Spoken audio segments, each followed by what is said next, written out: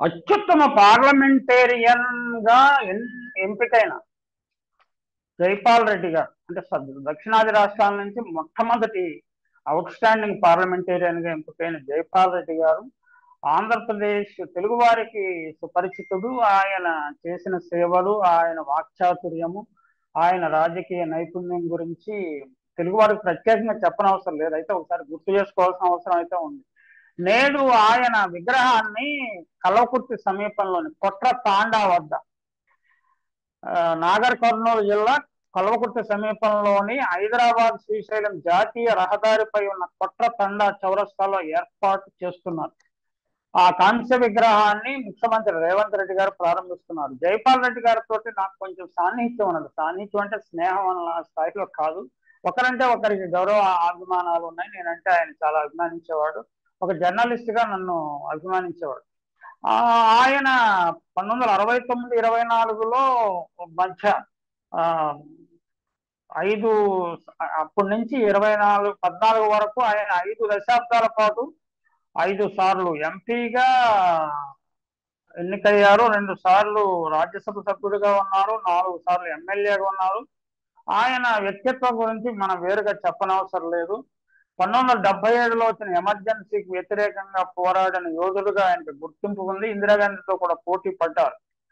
2004లో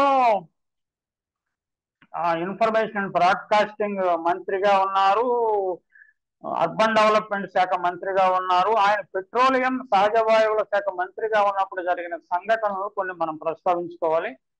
2014లో తెలంగాణ ఏర్పడటానికి కూడా ఆయన తన వంతు కృషి చేశారు. అందువల్ల ఆయన తెలంగాణ ప్రజలు కొంతమంది ఇష్టపడతారు, కొంతమంది అంతగా ఇష్టపడరు, కొంతమంది ఆయన ఎంత సమర్థుడు, ఇంత వాక్చాతుర్యం చూసి అసూయపడతారు. ఆయన అంటే but you cannot ignore him. ఆయన గౌరవించాలి, లేకపోతే ఆయన మీద శత్రుత్వం వహించుకోవాలి, కానీ ఆయన ఇగ్నోర్ చేయడం సాధ్యం కాదు. అటువంటి వ్యక్తిత్వం ఉన్న నాయకుడు. ఇదంటే మ్యాగ్నెటిక్ పర్సనాలిటీ. అంగ వైకల్యం అనండి, లేకపోతే దివ్యాంగుడుగా ఆయన కొన్ని సమస్యలు ఉన్నప్పటికీ ఆయన ఆ స్థాయిలో పొలిటికల్ గా రైజ్ అయ్యాడు. లేకపోతే ఆంధ్రప్రదేశ్, ఉమ్మడి ఆంధ్రప్రదేశ్ కానీ లేకపోతే తెలంగాణ కానీ ముఖ్యమంత్రి అయ్యే పొటెన్షియల్ ఉన్న వ్యక్తి. దురదృష్టవశాత్తు ఆయన మరణించారు. ఆయన అంటే నాకు ఉన్న వ్యక్తిగత వ్యక్తిగత పరిచయాన్ని బట్టి కొన్ని అంశాలను కూడా ప్రస్తావించుకుంటాను ఈ సందర్భంగా. జైపాల్ రెడ్డి గారు సమాచార శాఖ మంత్రి, కేంద్ర సమాచార శాఖ మంత్రిగా అయినప్పుడు అప్పుడు నేను వార్తలో పనిచేస్తున్నాను. ఆయన గురించి ఒక సండేకి ఒక వ్యాసం రాయమని నన్ను మా అధినేత గిరీష్ సాంఘీ గారు కోరారు. నేను ఒక వ్యాసం రాశాను.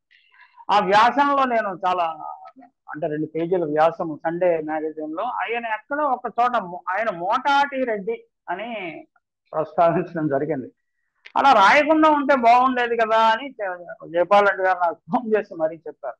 నిజమైన అలా రాయకుండా ఉంటే బాగుండేది. ఏంటంటే నేను ఆయన రెడ్డి కులం అని కాదు, ఆయన మోటాటి శక్తికి చెందినట్టు. తెలంగాణలో మోటాటి, గూడాటి రకరకాలు ఉన్నాయి. అలాగే ఆంధ్రప్రదేశ్ లో కూడా మోటాటి, ఇతర కులాలు చాలా శాఖలు ఉన్నాయి.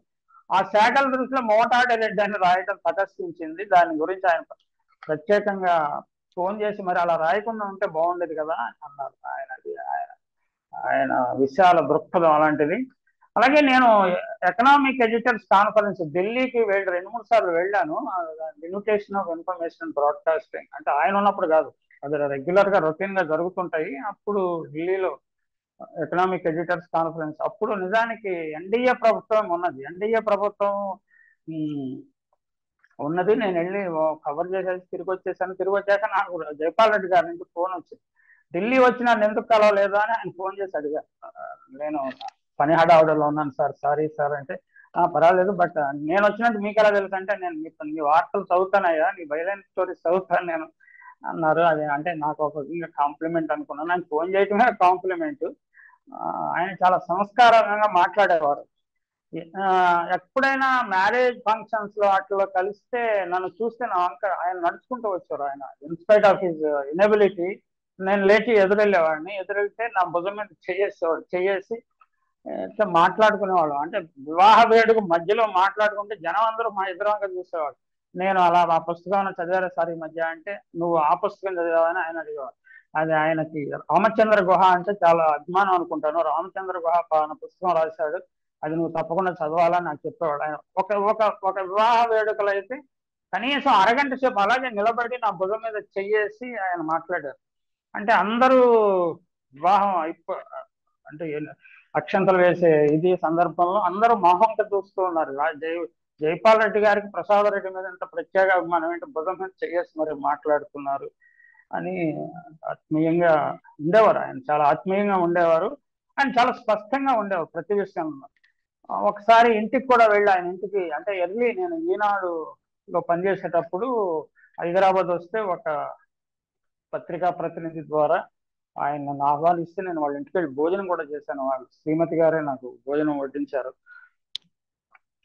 నేను తర్వాత తెలంగాణ అల్లుండని తెలుసుకుని తెలంగాణ అమ్మాయిని పెళ్లి చేసుకున్నాను అని తెలుసుకుని ఆయన మాకు తెలంగాణ అల్లుడు అంటే తెలంగాణ వారికి ప్రీతి, మేము we have a weakness for our son in laws అని నన్ను వెటకారంగా చమత్కరించారు, సరదాగా మాట్లాడారు. ఆయన విగ్రహం యాక్చువల్గా ఆయన విగ్రహం పెట్టే కొట్ర తాండా దగ్గరే నాకు మా అత్తవారి తరఫున మా మేడం గారికి వచ్చిన, నా వైఫ్కి వచ్చిన ల్యాండ్ హరితవనం అనే అక్కడ ల్యాండ్ డెవలప్ చేశాను, తోట డెవలప్ చేశాను. నేను నన్ను చూసి చాలా మంది ఆ చుట్టుపక్కల డెవలప్ చేశాను. అది నేను చాలా సంతోషంగా చెప్పుకునే అంశం. ఎందుకంటే దాదాపు 4,000 మొక్కలు నాటి తోట పెంచాను. అది కొంత ఇంకా అంటే it became role model for some others to follow. అంటే అంత ముందు వారికి తెలియదని కాదు, అది ఒక మోడల్ గా తయారై చాలా మంది నా దగ్గర కొంచెం మొక్కలు తీసుకెళ్తాము, సలహాలు తీసుకోవటం ఇవన్నీ జరిగింది. ఇవన్నీ వ్యక్తిగతమైన విషయాలు అనుకోండి. పెట్రోలియం రసాయనాల శాఖ మంత్రిగా జైపాల్ రెడ్డి గారు ఉన్నప్పుడు జరిగిన సంఘటన ఒకటి సందర్భంగా గుర్తుంచుకోవాలి. పెట్రోలియం కేజీ బేసిన్ లో ఉన్న గ్యాస్ ఎంత ధరకి అమ్మాలి అనే అంశం మీద ప్రణబ్ ముఖర్జీ గారితో గ్రూప్ ఆఫ్ మినిస్టర్స్ ఏర్పాటు చేసి ఒక నివేదిక సోనియా గాంధీ అని మన్మోహన్ సింగ్ తెప్పించుకున్నారు. అయితే ఆ గ్యాస్ ధర పెంచడానికి జైపాల్ రెడ్డి గారు సుముఖంగా లేరు. అలాగే కేజీ బేసిన్ లో గ్యాస్ తవ్వకం కోసం చూపించిన వ్యయాన్ని చాలా అధికంగా చూపించింది రిలయన్స్ అనే అభిప్రాయంతో జైపాల్ రెడ్డి గారు ఉండేవారు. అందువల్ల దానికి వ్యతిరేకంగా ఆయన నోట్ ఫైల్లో రాసినట్టున్నది. నోట్ ఫైల్లో రాసిన వారం 10 రోజులు కూడా తిరగకుండానే ఆయన మంత్రిత్వ శాఖ మార్చేశారు. అంటే ఆయన ఇంటిగ్రిటీ అటువంటిది. అంటే ఆయనకి రిలయన్స్ వాళ్ళకి అనుకూలంగా ఇస్తే ఏం జరిగి ఉండేదో మనకు తెలుసు కదా. రిలయన్స్ వాళ్ళకి వ్యతిరేకంగా ఇచ్చి తన శాఖనైనా మార్చుకున్నాడు, కానీ ఆయన తన విలువలకి కాంప్రమైజ్ కాలేదు. అది that is the greatness of Jaipal Reddy గారు. అందువల్ల జైపాల్ రెడ్డి గారి ఇంటెగ్రిటీ అంటే నాకు చాలా ఇష్టం. అంటే స్థానికంగా జైపాల్ రెడ్డి గారి రాజకీయాలు నచ్చిన వాళ్ళు చాలా మంది నాకు స్నేహితులు ఉన్నారు, బంధువులు కూడా ఉన్నారు. మా అత్తవారి తరఫు నుంచి బంధువర్గంలో కూడా ఉన్నారు. అది దట్ ఈస్ డిఫరెంట్ థింగ్. ఇది చాలా హయ్యర్ లెవెల్లో ఆయన ఏంటంటే పర్సనల్ ఇంటెగ్రిటీకి చాలా విలువ ఇచ్చిన వ్యక్తి. వెంకయ్య నాయుడు గారు ఈయన కలిసి జంట కవుల్లాగా అసెంబ్లీలో మాట్లాడేటప్పుడు అవన్నీ నేను వ్యక్తిగతంగా చూశాను. వాళ్ళు అంటే వాగ్ధాటి అంటే ఏమిటి, జైపాల్ రెడ్డి గారు మాట్లాడే దాంట్లో విషయం ఎట్లా ఉంటుంది, అంటే వాగాడంబరం కాకుండా విషయం ఎట్లా ఉంటుందని అబ్జర్వ్ చేసిన వాళ్ళు నేను కూడా ఉన్నాను. సైన్స్ అండ్ రీసెర్చ్ విభాగానికి మార్చేసింది అప్పుడు మన్మోహన్ సింగ్ గారు మార్చేశారు. అంటే అది మన్మోహన్ సింగ్ గారికి ఇష్టం మార్చారా లేదా అనే విషయం ఖచ్చితంగా మనం అర్థం చేస్తుంది. Manmohan is straight forward man. Sonia Gandhi ఒత్తిడి మీద ఆయన మార్చి ఉండవచ్చు, ఆయన అందులో కాలక్షేపం చేయాల్సి వచ్చింది.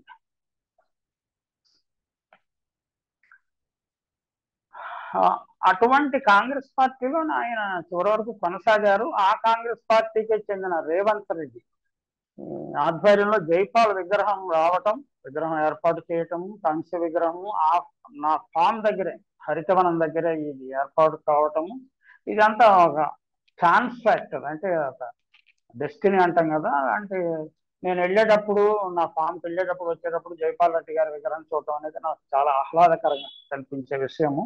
అంటే ఈ సందర్భంగా ఒకటి చెప్పుకోవాలి, జైపాల్ రెడ్డి గారి విగ్రహావిష్కరణ గురించి ఈనాడులో వార్త వచ్చింది, అడ్వర్టైజ్మెంట్ కూడా వచ్చింది. అంటే ఏదైనా లింక్ ఉందేమో అడ్వర్టైజ్మెంట్కి వార్తకి.